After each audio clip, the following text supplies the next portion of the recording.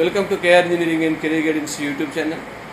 KR engineering and career guidance YouTube channel వీక్షిస్తున్న viewers అందరికీ స్వాగతం. తప్పకుండా మా ఛానల్ సబ్స్క్రైబ్ చేయండి, లైక్ చేయండి, షేర్ చేయండి. మరి ప్రతి ఒక్కరూ లైక్ చేయడం ద్వారా ఎక్కువ మంది ఇంజనీరింగ్ ఆస్పిరెంట్స్కు మన యొక్క వీడియో చేరుతాయి కాబట్టి ప్రతి ఒక్కరు లైక్ చేయవలసిందిగా కోరడం జరుగుతుంది. మరి పర్సనల్ మెంటర్షిప్ గ్రూప్లో చేరాలనుకున్న అభ్యర్థులు డిస్క్రిప్షన్లో ఇచ్చిన నా ఫోన్ నెంబర్ ద్వారా మీరు పూర్తి డీటెయిల్స్ తెలుసుకోవచ్చు.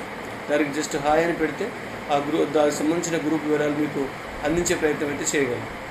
మరి ఈరోజు ఎవరైతే జోసాలో సరైన సీట్ రాలేదో లేదా జోసాలో వచ్చిన సీట్తో సాటిస్ఫైగా లేరో, మరి మరొకసారి సీట్ కోసం ప్రయత్నిస్తాం ఎన్ఐటి IIIT అనుకునే వాళ్ళకు CSATకి సంబంధించిన షెడ్యూల్ వచ్చేసింది. ఆల్రెడీ మనకు రిజిస్ట్రేషన్ కూడా ప్రారంభమైంది. నిన్న నుంచి రిజిస్ట్రేషన్ మనకు అంటే 30 నుంచి రిజిస్ట్రేషన్ ప్రారంభమైంది. ఈ నెల 3వ తేదీలోగా మీరు CSATకి సంబంధించి 40,000 రూపీస్ పే చేయాల్సి ఉంటుంది. అది జనరల్ అభ్యర్థులు, OBC ప్లస్ EWS వాళ్ళైతే 40,000, మిగతా కేటగిరీ వాళ్ళు SC ST PWD వాళ్ళైతే కేవలం 20,000 రిజిస్ట్రేషన్ ఫీజు చెల్లించి మీరు CSATకి రిజిస్ట్రేషన్ చేసుకోవచ్చు.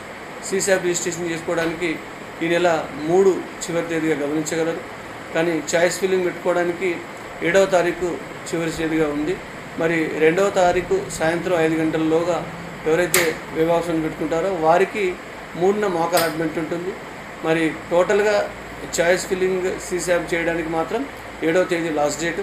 మనకు 8వ తేదీ కాకుండా 9వ తేదీ రౌండ్ 1 CSAT రిజల్ట్స్ వస్తాయి.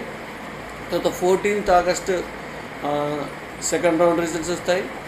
నెక్స్ట్ ఈసారి ఒక రౌండ్ ఎక్కువగా పెట్టారు, 3 రౌండ్స్ ఉన్నాయి.